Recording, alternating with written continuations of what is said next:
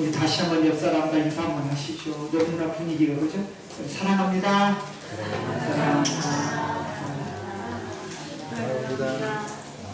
우리 이강의 집사님 제 눈에 딱 들어왔어요.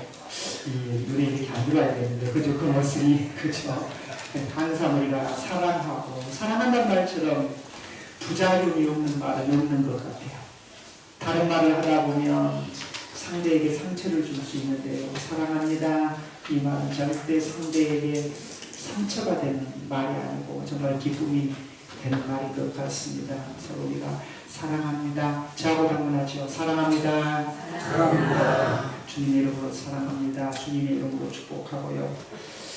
이스라엘 백성들이 이 애국에서 출애굽을 합니다. 이 출애굽을 해서 이제 하나님께서 약속하신 젖과 꿀이 흐르는 가나안 땅이 눈앞에 와 있어요. 이 젖과 꿀이 흐르는 가나안 땅이 눈앞에 와 있음을 두고 모세가 고별적인 마지막 설교를 한 내용이 신명기인데요. 특별히 오늘 여기 5장에서 신명기 5장을 보면 모세가 설교하는 내용 중에서 먼저 무엇을 이야기하냐면 십계명을 재박합니다. 그리고 6장부터 11장의 말씀을 보면 이스라엘 백성들이 출애굽해서 가나안 땅에 들어간다면 가나안 땅에 들어가서 하나님께로부터 선택된 백성들이 어떤 기본적인 자세를 가지고 하나님의 백성의 도리로서 살아갈 것인가에 대해서 말씀하고 있는 내용이 6장부터 이어지는데요. 특별히 하나님의 백성으로 선택되었고 젖과 꿀이 흐르는 가나안 땅에 들어가거든 하나님의 백성의 기본적인 도리가 무엇인가를 우리에게 오늘 본문을 통해서 우리에게 말씀하고 있는데 그것은 하나님의 율법에 순종하라는 거죠. 하나님의 백성의 기본적인 도리가 뭐냐? 그것은 하나님의 법에 순종함에 있다 라는 사실을 오늘 말씀에 기록하고 있음을 보게 됩니다. 하나님께서 율법을 주신 목적이 무엇입니까? 하나님께서 율법을 주신 목적은요, 듣고 그치는 데 있는 것이 아니고 하나님께서 율법을 주신 목적은 지켜 행하는 데 있습니다. 그러면 하나님께서 주신 그 율법을 지켜 행하되 어떻게 행해야 될 것이냐? 본문 2절 말씀을 한번 보십시오. 같이 한번 읽어보겠습니다. 시작. 너와 내 아들과 내 손자들이 평생에 내 하나님 여호와를 경외하며 내가 너희에게 명한 그 모든 규례와 명령을 지키게 하기 위한 것이며 또 내 말을 장구하게 하기 위한 것입니다. 이렇게 말씀합니다. 자, 그러면 모세가 이스라엘 백성들에게 하나님의 명령, 하나님의 법도, 하나님의 규례를 궁극적으로 이렇게 증거하는, 그러니까 이 전하는 목적은 너희들이 그 말씀을 듣고 지킴에 있는데, 자, 그러면 우리가 하나님을 경외함은 어디에 있다고 오늘 이 말씀을 통해서 볼 수 있느냐면 저와 여러분들도 마찬가지입니다만은 정말 이스라엘 백성들이 기본적으로 하나님을 경외하는 궁극적인 것은 어디에 있느냐? 말씀을 듣고 지킴에 있는 것이다. 그러면 저와 여러분들도 마찬가지인 거죠. 내가 하나님을 경외하는 것, 하나님을 섬기고 있다는 것은 궁극적으로 어디에 있어야 되느냐? 하나님의 말씀을 듣고 지키는 데 있다. 이것이 우리의 신앙의 기본입니다. 내가 하나님을 섬김에 있다. 내가 하나님을 섬긴다. 내가 하나님을 경외한다. 라고 이야기를 하면서 하나님의 말씀에 순종하고 있지 않다는 것은 하나님을 경외하지 않는 거죠. 반면에 하나님을 경외한다는 것은 결국 우리에게 이 말씀을 통해서 무엇을 우리에게 가르쳐주고 있냐면 하나님을 경외함은 법도와 규례를 지키는 것이다 라는 사실로 오늘 이 본문은 우리에게 말씀하고 있음을 보게 되지요. 그러면 정말 저와 여러분들이 내가 하나님을 섬겨요, 예수 그리스도를 섬기는 삶을 살아가고 있어요. 나에게 신앙이 있어요. 라는 증거는 어디에 있어야 되느냐? 입에 있는 것이 아니고 내 삶을 통해서 하나님의 말씀에 순종함이 있다 이 말입니다. 하나님의 말씀에 순종함이 내가 하나님을 경외하는 모습인 거죠. 하나님의 말씀을 지키고 따르니 내가 예수 그리스도를 믿는 믿음의 삶임을 오늘 우리에게 말씀하고 있습니다. 그래서 정말 우리가 믿음의 영향력을 미친다는 것은 결코 어떤 모습을 통해서 믿음의 영향력을 미쳐야 되냐면 내가 하나님의 말씀을 많이 알고 그 많이 아는 말씀을 이야기를 잘한다고 해서 영향력을 미치는 것이 아니고 내가 하나님의 말씀을 알고 그 말씀을 따라 살아감으로 영향력을 미치는 것, 믿음의 영향력을 미치는 것, 이것이 신앙인 거죠. 오늘 특별히 본문 2절 말씀을 한번 보세요. 자, 곧 너와 내 아들과 내 손자들이 평생에 내 하나님을 경외하며 하나님을 경외하되 먼저 누구를 이야기하고 있어요? 너라고 이야기합니다.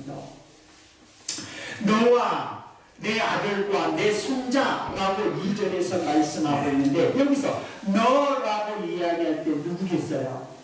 어떤 면에서 보면 가장이라고 이야기할 수 있어요. 더 나아가서 또 누구라고 이야기할 수 있냐면 우리 가족 중에서 하나님을 믿지 않는데 내가 먼저 하나님을 믿었다면 나라고 이야기할 수 있어요. 이 너라고 했는데 그러면 보세요. 우리가 신앙생활을 하는데 대부분 사람들이 어떻게 생각하고 있냐면 나만 신앙생활을 하면 그 신앙이 온전한 것이라고 생각이 되어지는데 그건 아니고요. 오늘 본문 2절의 말씀에 보면 먼저 너와 내 자녀와 내 손자까지 이야기하고 있어요. 그럼 이 말씀을 놓고 보면 한 명의 가장 먼저 예수 그리스도를 믿고 하나님을 섬기는 그 믿음의 모습이 누구에게 먼저 믿음의 영향력을 드러내야 돼요? 아들이에요. 그리고 누구에게? 자식에게, 손자에게, 자손에게. 그럼 이 믿음의 영향력을 어떻게 드러내야 되느냐? 이 믿음의 영향력을 드러낸다는 것은 결코 말에 있는 것이 아니라 말씀을 듣고 그 말씀을 따라 지키는 데 있으니 믿음의 영향력을 드러내는 것입니다. 그러니까 여러분 보세요. 우리가 신앙생활하면서 가족들 중에 있어요. 가족들이 있어요. 가족들이 우리가 말로 교육하는 거하고 내가 그 말씀을 따라 삶을 통해서 교육하는 거하고 어떤 것이 더 능력이 있나요? 후자이지요. 그러면 오늘 여기 말씀에서 보면 너와 내 자녀와 내 누구에게까지? 여기 손자에게까지 라고 이야기하는데 먼저 너라는 이야기하는 이 내용을 보면서 저와 여러분들이에요. 이스라엘 백성들, 선택받은 하나님의 이스라엘 백성들이 이스라엘 백성들을 두고 이야기하지만 우리예요. 그럼 우리 내 자신이 먼저 예수 그리스도를 믿고 하나님을 섬기는 하나님의 백성으로 내가 부름을 받았다면 나를 통해서 누구에게 신앙의 모습이 전수돼야 돼요? 자식에게 전수돼야 돼요. 자식을 통해서 또 누구에게 전수돼야 돼요? 손자에게까지. 그럼 이 신앙의 가비가 흐른다. 신앙의 믿음의 이 가비가 흐른다라는 것은 무엇을 통해서 이야기할 수 있느냐면 절대 말로 되지 않는 거예요. 오늘 2절의 말씀에 보면 분명하게 우리에게 가르치는 것은 어떤 지켜 행하는 거예요. 그러면 먼저 믿음의 가장이라면 먼저 우리가 부름을 받은 내 자신이 가정에서 어떻게 내가 믿음으로 살아가야 할 것인가를 보여주고 있어요. 그럼 가정에서 내 자신이 어떻게 살아가야 돼요? 말로는 우리가 어떤 면에서 보면 겉으로는 신앙생활을 하는데 정말 내 삶을 통해서 믿음 하나님의 말씀에 대한 지킴이 없다면 어떤 형태가 오늘날 일어날 수 있어요? 너같이 신앙생활을 하면 나 교회 안 가겠다라는 거예요. 그죠? 믿음이 연약한 사람들이. 자, 우리가 하나님의 말씀을 듣고 그 말씀을 따라 믿음으로 정말 우리가 순종하는 삶을 살아간다면 저와 여러분의 모습을 통해서 뭐가 보여져요? 그리스도의 향기를 드러내는 삶이 될 수 있는 거예요. 근데 문제는 교회에서 우리가 뭐예요? 말씀은 들어요. 설교는 듣는다 이 말이에요.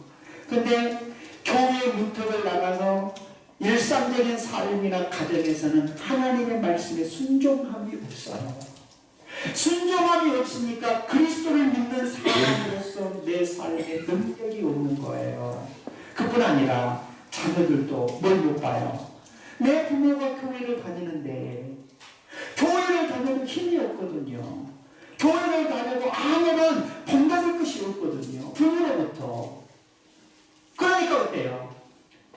교회에 대한 분명한 확신한 신앙을 보지 못한 거예요. 그래서 오늘 여기 말씀에 보면 우리 가정이 다르잖아요. 오늘 특별히 부모, 어린이 주일을 맞이하여서 정말 내가 하나님을 경외하는 것들을 어떤 모습을 통해 내 자녀와 내 손자에게까지 믿음의 영향력을 미쳐야 되나? 그것은요, 하나님의 말씀을 지킴입니다. 내가 하나님의 말씀에 순종합니다. 하나님의 말씀에 순종함이 있을 때 그것이 하나님을 경외하는 모습이다 라는 사실을 여기에서 말씀하는데, 그러면 우리가 하는 것을 하나님을 경외하는 것과 하나님의 말씀에 순종하는 것을 별개로 이야기할 수 있나요? 함께 이야기할 수 있나요? 절대 별개가 될 수 없어요. 하나님의 경외함이 하나님의 말씀에 순종이에요. 우리는 어떤 면에서 보면 교회 다니는 것과 말씀을 따라 순종하는 것들을 별개로 생각할 수 있어요. 이것은 신앙이 아니죠. 신앙은 뭐냐? 내가 하나님을 경외하고 있다는 이 확실한 증거는 뭐냐? 하나님의 말씀에 순종함이 있는 거예요. 그래서 야고보서에 보면 뭐라 그래요? 야고보서 2장 17절에 그렇게 말씀해요. 믿음이 있다고 이야기를 하면서 행함이 없는 그 믿음은 죽은 믿음이다. 뭐가 없으면 죽어요? 행함이 없어요. 행함이 없다는 말은 뭔 말이에요? 말씀에 대한 사울이 없는 거예요. 순종함이 없는 거예요. 그 믿음은 죽은 거예요. 자, 아무리 김생사자라고 할지라도요, 죽어 있으면 개미만도 못해요. 살아있는 개미만도 못해요. 그러나 김생사자가 살아있을 때 믿음의 왕자가 될 수 있는 거죠. 마찬가지인 거예요. 우리도 마찬가지. 우리의 신앙도 어떠한 신앙 생활을 해야 되냐면, 정말 내가 교회를 다니고 정말 내가 하나님을 섬기는 이 섬김, 하나님을 경외하는 이 경외함이 뭘 통해서? 나의 삶을 통해서 나타나야 한다. 이것은 하나님을 경외하는 당연한 이 도리다 라는 사실을 여기에서 말씀해요. 자, 보세요. 다시 보면 2절에 보시면, 자, 너와 또 그 다음에 누구예요? 내 아들과 내 손자. 이 말씀을 보면 먼저는 누구예요? 믿음의 가장입니다. 우리가 어떻게 믿음의 영향력을 끼쳐야 할 것인가에 대해서 말씀을 드렸어요. 그리고 난 다음에 내 하나님 여호와를 경외하면 내가 너에게 명한 모든 규례와 명령을 지키게 하기 위한 것이며, 그러니까 하나님께서 말씀을 주신 목적이 뭐예요? 지키게 하기 위해서 주셨다. 그죠? 자, 그러면서 또 내 나를 장구하게 하기 위한 것이다. 자, 먼저 하나님께서 율법을 주신 목적이 뭐예요? 지키게 한 것이고, 그리고 나서 이 율법을 지키고 난 다음에 하나님께서 어떤 복을 주시겠다라는 거예요? 장구하게 할 것이다. 그러면 보세요. 이 말씀을 놓고 보면 결국 우리에게 어떤 말씀을 주시냐면, 하나님께서 우리에게 복을 주실 때, 복을 주실 때 영적인 복만 아니라 육적인 복도 준다는 거예요. 이해되시나요? 하나님의 말씀을 지키고 믿음으로 살면 우리에게 장구한 복을 주실 것이다 라고 말씀하고 있는 이 내용을 보면, 그러면 하나님께서 우리에게 복을 주실 때 영적인 복에만 아니고 영적인 것과 육적인 복을 우리에게 주시나. 그래서 우리의 생사 화합은 누구에게 있다? 하나님께 있다 라는 사실을 이 말씀을 통해서 우리에게 말씀합니다. 자, 그러면 오늘날 정말로 우리가 지금 이 땅에 살아가면서 관심이 많은 것이 건강인 것 같아요. 사람이 건강하다네, 뭘 먹으면 좋다네 하면 먹을 것 같아요. 근데 성경은 어떻게 이야기해요? 말씀을 지켜라. 그러면 하나님께서 뭐 하신다? 복을 주실 것이다. 복을 주실 때 어떤 복도 주실 것이다? 장구한 복도 주실 것이다. 있습니까? 정말 그래서 우리의 모든 것들이 누구에게 있음을 이 말씀을 통해서 우리가 알아야 되냐? 하나님입니다. 그러면 우리가 이 하나님의 말씀의 규례와 명령을 지켜 순종해야 되는데, 하나님의 명령의 말씀에 순종하기 위해서는 그럼 우리가 어떻게 해야 되냐? 먼저는 하나님을 아셔야 돼요. 하나님을 알아야지, 그 하나님이 어떤 분인지 알아야지만이 그 하나님 앞에 뭐예요? 우리가 순종할 수 있는 거예요. 그러면 우리가 믿음이 왜 나는 믿음이 안 생겨날까? 그러신 분들이 간혹 있어요. 그죠? 교회를 가는데 왜 나는 믿음이 안 생겨나니까? 반대로 한번 생각. 하나님의 말씀을 듣고 내가 그 말씀대로 살아보셨나요? 그리고 난 다음에 믿음이 안 생긴다고 이야기하시나요? 말씀을 들어도 내가 그 말씀대로 살아보려고 몸부림쳐 오셨나요? 그건 없어요. 그러면서 나한테는 믿음이 없다고 해요. 나는 믿음이 안 생긴다고 해요. 말이 맞아요, 안 맞아요? 안 맞는 거죠. 안 맞는 거죠. 자, 그러면 우리가 성경에 보면 믿음은 어떻게 생긴다고 성경은 말씀하고 있냐면 하나님의 말씀을 들으라. 로마서 10장 17절 말씀을 보면 믿음은 들음에서 나면 들음은 그리스도 예수의 말씀으로 오니라고 말씀해요. 그러니까 우리가 믿음이 생겨나기 위해서는 하나님의 말씀을 잘 들으셔야 합니다. 하나님의 말씀을 잘 들어야 돼요. 오늘 여기 본문 3절 말씀에서도 보면 이스라엘아 듣고 들어라 이 말이에요. 세마 들어라 이스라엘아 이렇게 말씀하고 있어요. 자, 그러면 보세요. 하나님 로마서에서도 보면 믿음은 들음에서 나요. 오늘 본문 3절 말씀에서도 보면 이스라엘아 들어라. 세마라는 말은 들어라 이 말. 들어라 이스라엘아. 우리가 무엇을 들어야 되느냐? 하나님의 말씀을 들어야 돼. 하나님의 말씀을 들을 때 하나님의 말씀 안에서 뭐가 생겨나는 믿음이 생겨나. 그러면 하나님의 말씀을 듣고 끝나야 되느냐? 그것이 아니고 오늘 여기 3절 하반절에 보면 뭐라고? 3절을 한번 보세요. 이스라엘아 듣고 삼가 그것을 뭐예요?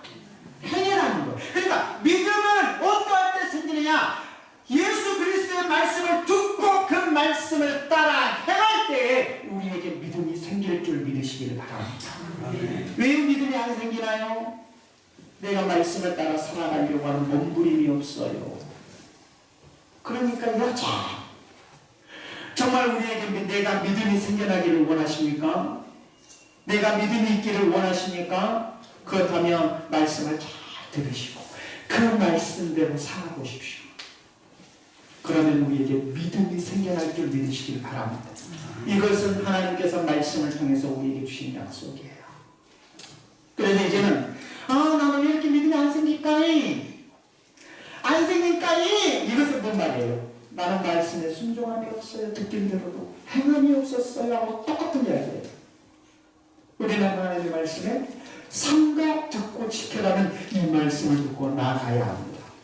사랑하는 우리 믿음의 성도 여러분, 정말로 하나님께서 우리의 신앙은, 우리가 하나님에 대한 신앙은 어디까지 그런 오늘 본문을 통해서 이어져야 되느냐? 하나님을 경외함은 말씀을 들음이고, 말씀을 들으면 어디까지 이어져야 되느냐? 내 삶을 통해 그 말씀대로 살아가는 데까지 이어지는 것이 우리의 신앙입니다.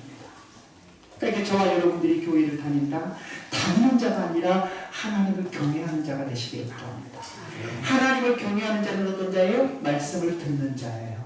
말씀을 듣는 자는 어떤 자예요? 말씀을 따라 순종하는 자예요. 이러한 자가 하나님을 경외하는 자예요. 믿습니까? 그래서 우리는 교회를 다니는 자가 아니라 하나님을 경외하는 자.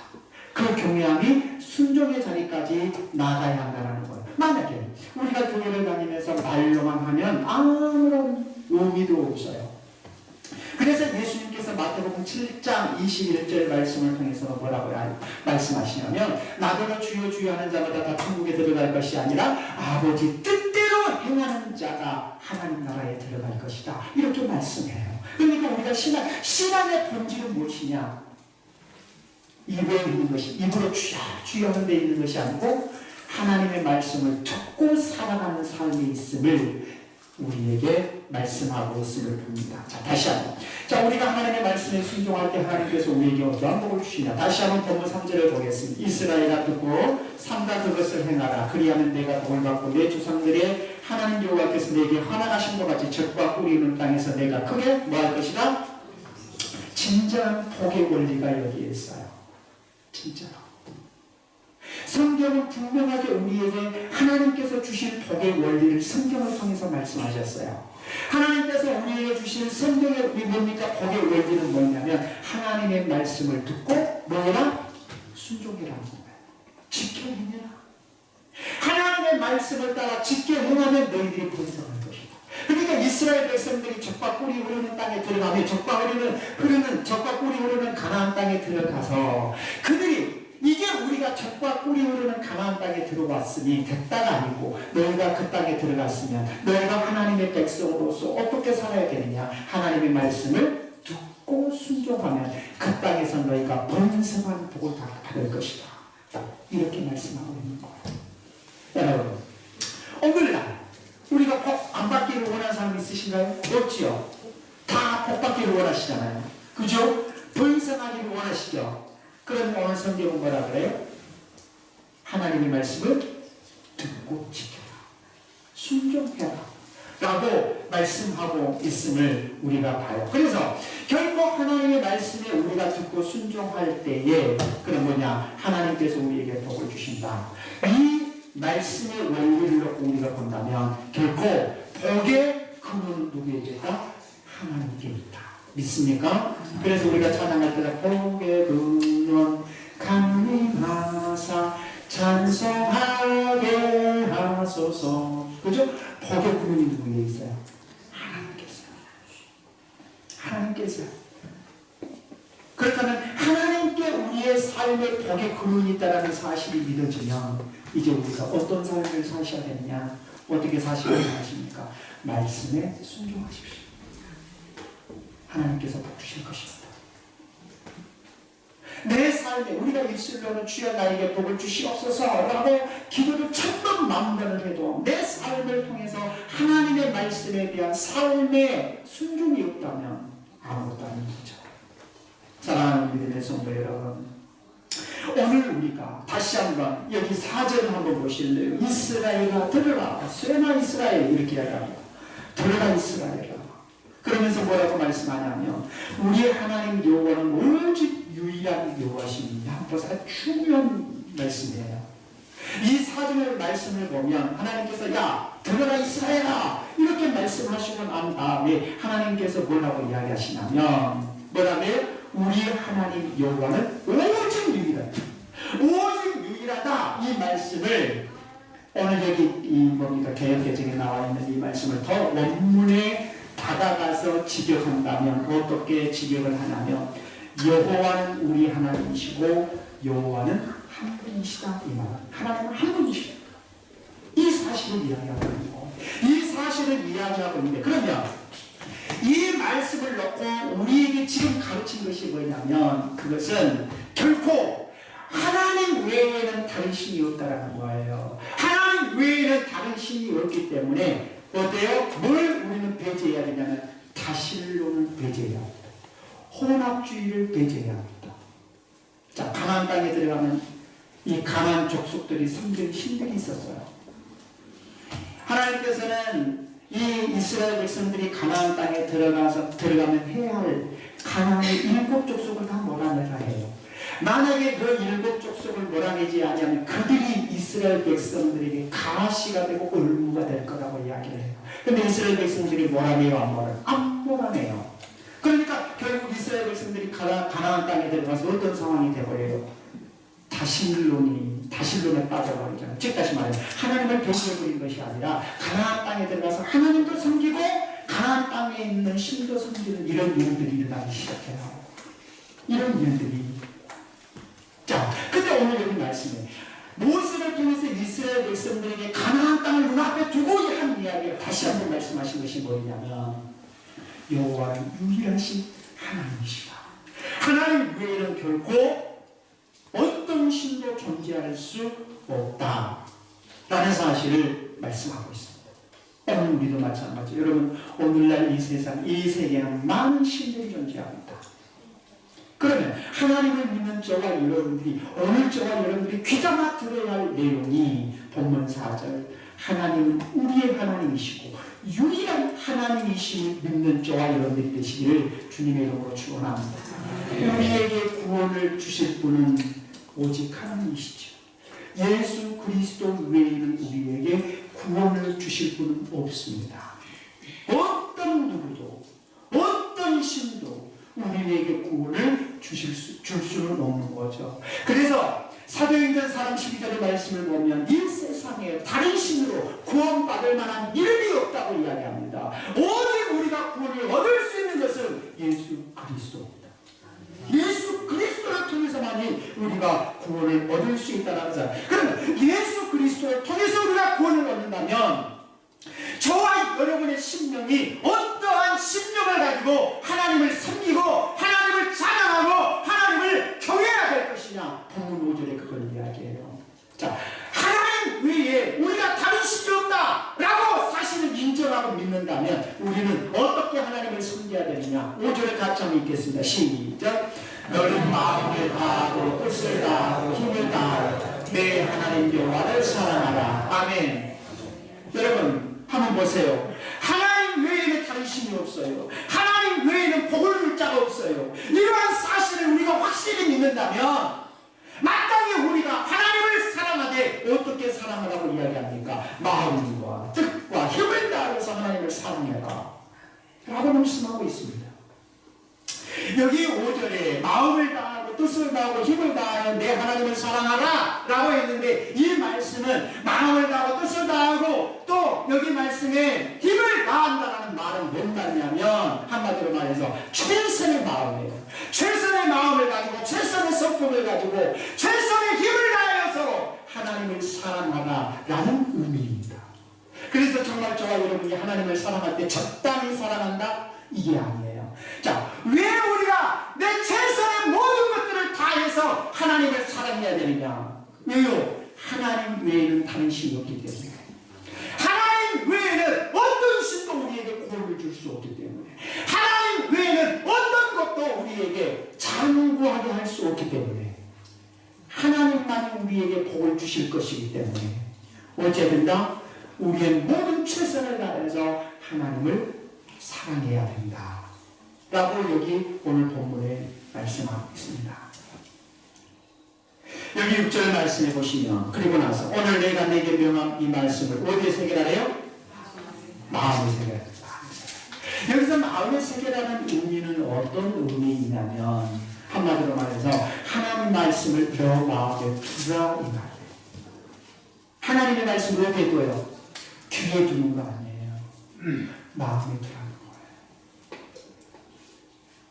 하나님의 말씀을 마음에 두면 내 마음에 있는 말씀을 어찌 내 삶에 적용해 가는 거예요.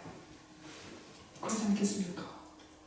그래서 오늘 6절에 오늘 내가 내게 명하는 이 말씀을 너희 마음에 새기고 라고 이야기. 여기서 마음은 의지, 생각, 감정이 자리 잡고 있는 인격이라고 이야기할 수 있어요. 인격 그러면 그 안에는 자신의 의지, 생각 또 감정이 자리 잡고 있는 마음, 이걸 마음이라고 해요. 그러면 말씀을 마음에 새긴다 라고 했을 때 단지 말씀을 기억한다 차원은 넘어선 거예요.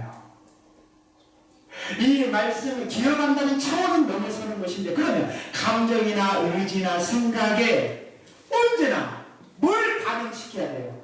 말씀을 반응시키셔야 돼요. 하나님의 말씀을 내 마음에 둔다는 것은 말씀을 반응시켜서 결국 내 삶이 어떠한 삶을 살아가도록 하냐면 말씀 안에서의 인격을 형성하는 삶을 살아갈 수 있어야 돼요. 여전히 우리는 어떤 삶이세요? 예수 그리스도를 믿기 전에 죄성의 자아가 우리 속에 있어요. 그래가지고 툭 치면 죄성의 자아가 탁 튀어나와요. 그런데 우리가 하나님의 말씀을 내 마음에 두면 결국 툭 치면 뭐가 나와야 돼요? 그리스도의 인격이 붙여나와야 돼요. 예수의 마음. 그래서 오늘 이 말씀을 통해서 우리에게 무엇을 가르쳐 주냐면, 말씀을 내 마음에 두고 살아간다면 결국 우리의 삶은 어떤 삶이 되느냐? 그리스도의 향기로 살아가게 될 것이다 라는 사실을 백화발을 툭 쳐보십시오. 냄새 진하게 풍기잖아요. 그죠? 우리의 삶도 마찬가지인 거죠. 자, 근데 이스라엘 백성들에게 분명히 오늘 이 말씀에 보면 모세를 통해서 하나님의 말씀을 너희의 마음에 둬라 라고 했음에도 불구하고 이스라엘 백성들은 하나님의 말씀을 그렇게 듣고도 어디에 두었어요? 다 단지 모세가 받은 10개를 두 돌판에 두고 말았어요. 거기는 딱 두고 말았어요. 마음에 못 받아들인 거야. 자, 그랬을 때 결국 신약에 와서는 에레미야 31장 33절의 말씀을 보면 하나님께서는 에레미야 선지자를 통해서 뭐라고 하냐면 이스라엘 백성들이 두 돌판의 말씀을 두고 말았을 때 에레미야 31장 33절에 내가 나의 복을 그들의 속에 두겠다. 이제 드디어 두 돌판에만 두지 않고 어디에 둔다래요? 그들 속에 두겠다. 그들 마음에 두겠다라고 에레미야를 통해서 말씀해요. 그리고 신약에 넘어와서 로마서 1장 21절 말씀을 보면 그 마음에 새긴 율법이라고 해요. 말씀에. 그러니까 말씀을 어디에 새기기 시작하냐면 마음에 새긴 거예요. 두 돌판에 새겨놓은 것이 아니고 뿐만 아니라 히브리서 10장 16절 말씀을 보면 내 법을 그들의 마음에 두고 그들의 생각에 기록하리라. 마음에 두고 생각에 기록해 놓겠다. 그래서 결국 이제는 우리가 하나님의 말씀을 받을 때 어디에 두어요? 마음과 생각에 기록해 놓겠다라는 말씀을 받게 돼요. 7절을 한번 보십시오. 내 자녀에게 부지런히 가르치며. 자, 뭐함으로 자녀에게 부지런히 가르쳐주라 해요? 먼저 하나님의 말씀을 마음에 두고 그리고 나서 이제 자녀들에게 부지런히 가르치고 집에 앉았을 때든지 길을 갈 때든지 누워있을 때든지 일어날 때든지 이 말씀을 강론할 것이며 너는 또 그것을 내 손목에 메어 기울을 삼으며 내 미간에 붙여 징표로 삼고 내 집 문설주와 바깥문에 기록할지니라. 이렇게 말씀해요. 자, 이 말씀을 보면 먼저 말씀을 누가 어디에 두어야 돼요? 말씀을 가르치는 자는 먼저 그 말씀을 자신에게 두어야 되고 자신에게 둔 그 말씀을 누구에게 가르쳐야 돼요? 자녀에게 가르쳐야 돼요. 나에게는 말씀이 없어요. 뭘 가르치겠습니까? 그죠? 하나님을 경외하는 그 경외함이 없어요. 그러면서 자녀에게 어떻게 하나님을 경외하라고 가르치겠어요? 하나님을 경외한다는 의미가 뭐예요? 말로 하나님을 경외하는 것입니까? 말씀을 들어야 돼요. 경외함은 하나님의 말씀을 듣는 것이고 말씀을 지킴이에요. 그럼 이것을 뭘 통해서 보여줘야 돼요? 내가 내 마음에 둔다는 것은 가르치는 자가 먼저 뭐예요? 그런 모습이 있어야 된다는 거예요. 그리고 누구에게 가르쳐야 돼요? 자녀에게 가르쳐야 된다는 거예요. 자녀에게. 이 자녀에게 가르쳐야 되는데 한 자녀가 엄마 뱃속에서 태어난 자녀가 인격이 형성되기까지 온전히 형성되기까지 학설로는 한 3세 정도 되면 인격이 형성되고 이런 학설들도 있고 프로이드에 의하면 몇 단계를 위해서 이렇게 있다라고 이야기를 하지만 그러나 대부분 한 20살까지 정도는 부모가 자녀에게 양육을 해야 된대요. 가르칠 수 있어야 된대요. 다같이 대부분 우리가 자녀들이 어느 정도 고등학교 되면 다 큰 줄 생각하는 게 아직 미성숙하죠.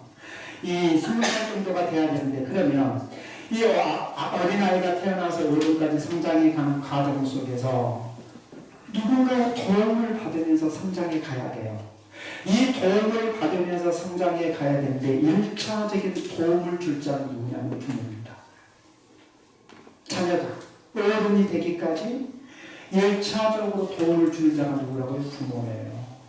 그래서 오늘 성경에서 보면 노아 그래요. 먼저 부모를 가르쳐요. 부모가 말씀을 마음에 두어야 돼요. 그래야지 자녀에게 가르치는 거예요. 근데 우리나라 지금 교육법이 어떻게 가고 있어요? 자꾸 위탁하려고 해요. 맡겨버리려고 해요. 그래서 어린이집에 위탁하고 또 누구에게? 초등학교에 위탁하고 중학교, 고등학교, 대학교. 그런데 우리가 분명히 알아야 될 것은 1차적인 교사는 누구냐면 부모입니다. 자녀에게 1차적인 교사는 부모예요. 부모이기 때문에 오늘 여기 성경에서도 그 부모에게 말씀을 두라고 얘기한 거예요. 그죠? 부모가 먼저 하나님의 말씀을 따라 살아가야 된다는 거예요. 특별히 오늘날 자녀들이 때를 쓰면 부모가 감당을 하지 못하죠. 그런 모습을 많이 봐요. 뭔 모습을 보냐면 참 예전에는 떡감 죽게 하면 울던 아기도 지잖아요.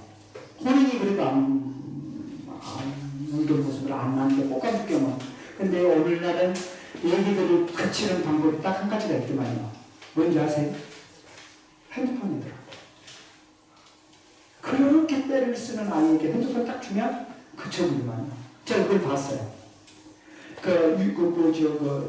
얘들 타고 앉아있는 유모차. 그 뭐라 그러죠?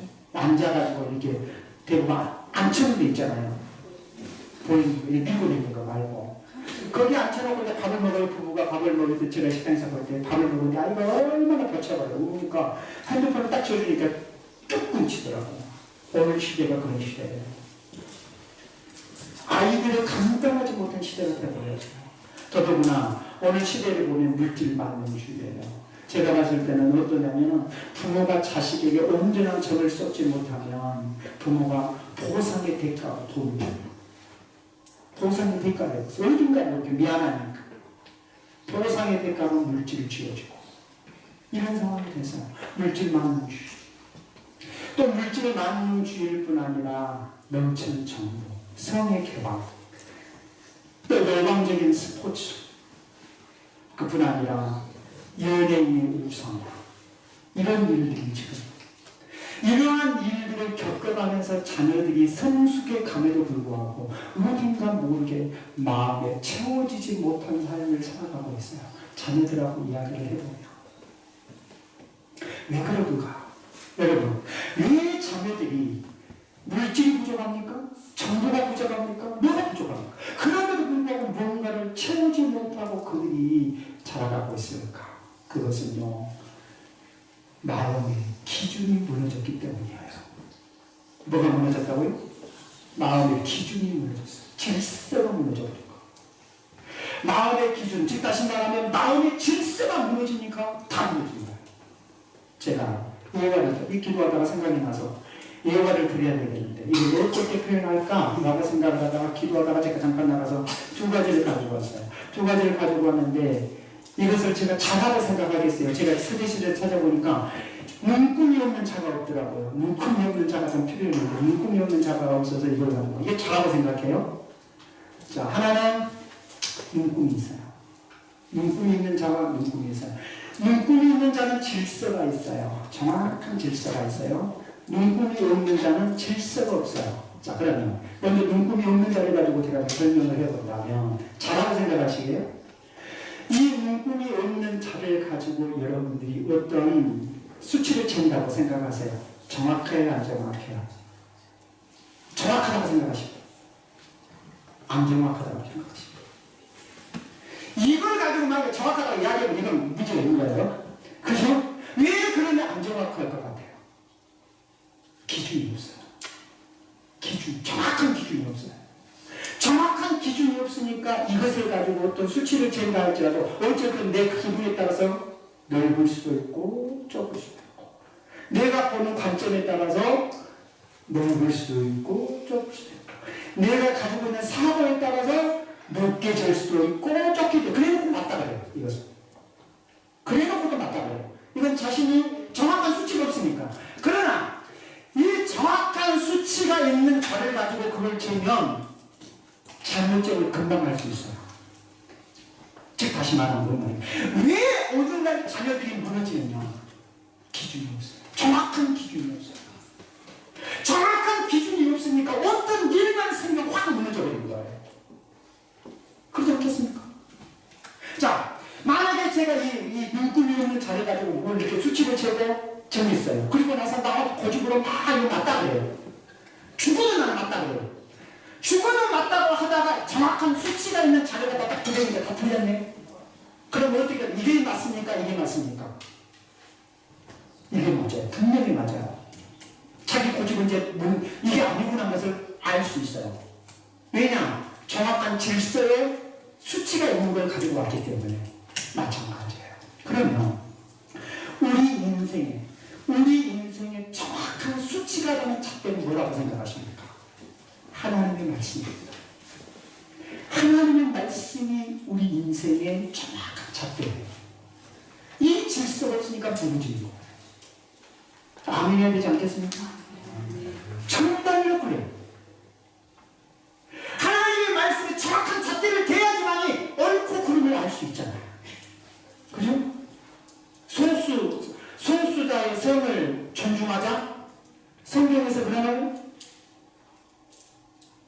여러분, 우리가 정말 알아야 될 문제예요.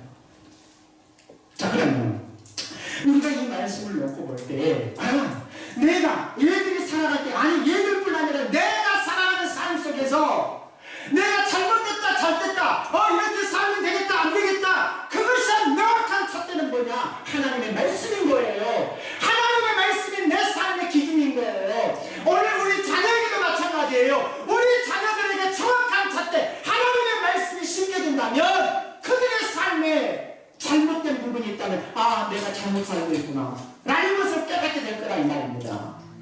그래서 우리가 뭘 줘야 되느냐? 하나님의 말씀을 부지런히 가르쳐야 되는 거예요. 믿습니까? 하나님의 말씀을 가르쳐야 되는 거예요. 왜 오늘 보세요. 오늘 내 자신도 신앙생활 수십 년을 해도 왜 내 자신이 무너져 버린가요? 왜 어떤 어려움 앞에, 어떤 고통 앞에, 어떤 환경 앞에, 그 앞에 무릎을 꿇고 낭망해 버릴까요? 내 안에 질서가 없거든요. 명확한 내 자신을 이야기해 줄 수 있는 잣대가 없거든요. 그러니까 많이 무너지는 거예요. 그죠? 내가 사느냐 죽느냐, 사후의 세계가 어떤 일들이 일어날 것이냐, 세상의 어떤 책이 그거에 대해서 답을 해주고 있나요? 하나님의 말씀을 이야기하고 있잖아요. 그죠? 그래서 저와 여러분들이 우리의 흐트러진, 내 자신만 아니라 내 자녀의 마음에 흐트러진 것을 바로잡기 위해서는 하나님의 말씀을 가르쳐야 하는 것입니다. 하나님의 말씀을 가르쳐야 되는 거예요. 그래야지 하나님의 말씀이 명확한 잣대가 되는 거예요. 캐논이라고 그러잖아요. 그래서 잠언 22장 6절 말씀을 보면 마땅히 행할 길을 아이에게 가르치라. 그리하면 늙어서도 그것을 떠나지 아니하리라. 마땅히 가르쳐야 할 게 뭡니까? 오늘 많은 사람들은 마땅히 가르쳐야 될 것을 영수, 일반적인 뭡니까? 학과목을 위해서는 그렇게 많은 돈을 투자하면서 학원을 보냅니다. 성경 가르치는 것은 대수롭지 않다. 제가 죄송합니다만 근래에 들었는데 모 고등학교에서 공부를 잘하는 사람이 뛰어내렸다며요. 그것은 공부를 잘한 아이가 어떤 모 고등학교에서 뛰어내렸다며요. 이번 시험 보고. 그것도 답안지에 밀쳤었다며요. 여러분, 공부 잘하는 공부 합니까? 그 시험 한번 잘했다고 해서 학교에서 뛰내리고, 이게 뭡니까? 오늘 윤심. 왜 그러나요? 질서 없는 거죠. 그 마음을 잡아주고 질서 없는 거죠. 그래서 오늘 성경에는 뭐라고 이야기해요? 마땅히 가르쳐야 할 것을, 하나님의 말씀을 부지런히 가르쳐야 된다. 그죠? 우리가 정말 자녀들을 뭘 가르쳐야 되겠습니까? 정말 중요한. 그래, 우리가 자녀들을 가르칠 때 어떻게 가르쳐야 되냐면, 특별한 시간을 내서 야 이리 와라, 모여라 이렇게 가르치려고 하지 마시고 평상시 생활하는 삶을 통해서 가르치셔야 돼요. 특별한 시간을 만들라고 막 가르치려고 하지 말고, 대화하다가도, 밥을 먹다가도, 길을 가다가도, 또 뭡니까, 마트에 가서 같이 자녀들하고 쇼핑하는 일이 있을 때에도 말씀을 내서 이렇게 해야 된다, 저렇게 해야 된다. 제가 한 가지만 간증을 나면, 좀 늦었으니까 죄송합니다만, 저는 그렇게 아이들에게 이야기를 하는데도 아이들이 빨리 못 받아들이더라고요. 이번에 아들이 군대 휴가를 와서 오늘 복귀를 합니다. 갑니다. 제가 그런 이야기를 했습니다. 어제 같이 차를 타면서, 어젠가 그 이야기를 한 것 같은데, 같이 목욕을 타면 갔던가, 언제가 모르겠어. 어젠가 언니가 이야기한 것 같은데, 어제인 것 같아요. 그 말을 했습니다. 아들아, 아빠는 말이다, 하나님의 살아계신 분 믿는다. 그리고 아빠는 항상 하나님께서 함께 하시는 믿기 때문에 불가능한 없다고 생각합니다. 왜냐? 내 힘이 의한 것이 아니고 하나님께서 나와 함께 하시는 분입니다. 빌립보서 4장 13절 말씀을 보면 내게 능력 주신 자에서 모든 것을 내가 할 수 있다고 했다. 아빠는 지금까지 어떤 문제가 있으면 한 번도 뒤로 물러서본 적이 없다. 지금까지 정면 돌파를 했다. 정면 돌파를 하되 나는 하나님을 믿기 때문이다. 나는 그런 인생을 살아왔다. 너도 아빠와 같은 인생을 살았으면 좋겠다. 제가 그 얘기 했습니다. 내 자녀에게. 너도 아빠처럼 살아라. 아빠처럼 뒤로 물러서지 마라. 어떤 문제가 있으면 어렵다고 그 앞에 무릎을 꿇어버리지 마라. 믿음으로 가야 한다. 제가 그 얘기를 했어요. 제가 그런 인생을 살지 못했다면 제가 그런 얘기를 못했겠죠. 그래서 오늘 여기 말씀에 보면 분명한 사실을 부모가 알아야 된다는 결론적으로 이제 정말 저와 여러분들에게 자녀에게 어떤 것을 많이 가르쳐줘야 하느냐 간단하게 말씀드리겠습니다. 결론적으로 믿음 안에서 건강한 자화상을 심어주십시오. 아시죠? 믿음 안에서 건강한 자화상. 그리고 두 번째, 용서와 관용을 알게 하십시오. 요즘 애들은 용서와 관용을 몰라요. 용서와 관용을 좀 알게 하고요. 그 다음에 순종의 원리. 내가 엄마 아빠한테도 순종 못하면서 하나님 앞에 어떻게 순종하겠니? 순종의 원리도 가르치셔야 합니다. 그 다음에 성경을 가까이 하고 하나님 앞에 예배하는 삶을 가르치셔야 합니다. 예배하는 자, 기도하는 자 망하지 않습니다. 아셨죠? 그 다음에 자신의 행동에 책임을 지도록 만드십시오. 자신의 행동에 대해서는 자신이 책임져야 됩니다. 이런 것들을 좀 만드시고 그리고 고난을 극복하는 자세를 만드십시오. 어떤 고난이 왔으면 나 못해 이게 아니고 그죠? 그 다음에 인간관계의 중요성 서로 협력하는 것 오늘날 얼마나 이기적입니까? 정말 이기적이에요. 그러나 인간관계에서 협력성을 좀 가르쳐줘요. 그리고 좀 베푸는 사람을 좀 가르치십시오. 요즘 젊은 세대는 그런다고 이야기 들어보면 득집해는데 자기 거 자기가 먹고 계속 그렇게 가다 보면 어떻게 되겠습니까? 너무나 이기적이겠죠. 좀 베푸는 삶, 주는 자가 베풀어가는 삶을 좀 우리가 가르쳐야 되지 않겠습니까? 그리고 마지막으로는 꿈과 비전을 좀 심어주십시오. 너는 할 수 있어. 내가 공부 못하게 다른 것도 못하는 게 아니야. 꿈과 비전을 심어줘야 합니다. 꿈과 비전을 심어주되 전문성, 정말 아이가 잘할 수 있는 것을 부모가 보고 개발시켜주는 것. 그래서 성경에 보면 잠언 22장 29절에 보면 내가 자기의 일에 능숙한 사람을 구하면 이러한 사람은 왕 앞에 설 것. 자기의 일에 능숙한 사람은 왕 앞에 설 것이에요. 이것이 잠언 22장 29절입니다. 자기 일도 못하면 안 되는 거죠. 전문성인 거죠. 자기 일에 능숙한 자는 누구 앞에서 설 수 있어요? 왕 앞에 설 수 있어요. 라는 사실. 우리가 아마 여러분들 알실 거라고 생각하는데 그 TV에 보면 중학생이 농사를 짓는 아이가 한번 방된 일이 있었어요. 기억나실지 모르겠는데 그 아이가 어디까지 갔어요? 청와대까지 갔잖아요. 청와대까지 가서 대통령 앞에서 노래도 불렀잖아요. 그죠? 전문성이 농사를 지어. 이 전문성을 개발해주는 이런 일. 결론, 사랑하는 믿음의 성도 여러분. 하나님께서 이제 우리에게 요구하신 것은 입으로 잘 다듬어진 신앙의 고백이 아니고 내가 먼저 하나님의 말씀을 마음에 듣고 지키는 것. 아주 입으로는 말 잘하는 다듬어진 신앙 이게 아니에요. 하나님의 말씀을 지키는 것. 하나님의 말씀을 내 마음에 두고 자녀들에게 양육하고 자녀들에게 부지런히 하나님의 말씀을 가르치는 것. 오늘 어린이 주일입니다. 정말 저는 이 우리 어린 아이들을 이렇게 보면서 내 아이가 어떻게 자랐으면 좋을까? 첫째, 어떻게 이 아이가 자랐으면 좋을까? 이런 모습을 바라보면서 오늘 주신 말씀 좀 하나님의 말씀을 잘 가르친다면 그가 늙어서도 주의 법도를 떠나지 않는 삶을 살 거라 믿으시고 정말 주의 말씀을 잘 가르치고 하나님의 도와 많은 사람들에게 저와 여러분들의 자녀들이 탁월함을 인정받을 수 있는 자녀들로 자라가는 귀한 은혜가 있어지기를 주님의 이름으로 축원합니다. 거룩하신 아버지 하나님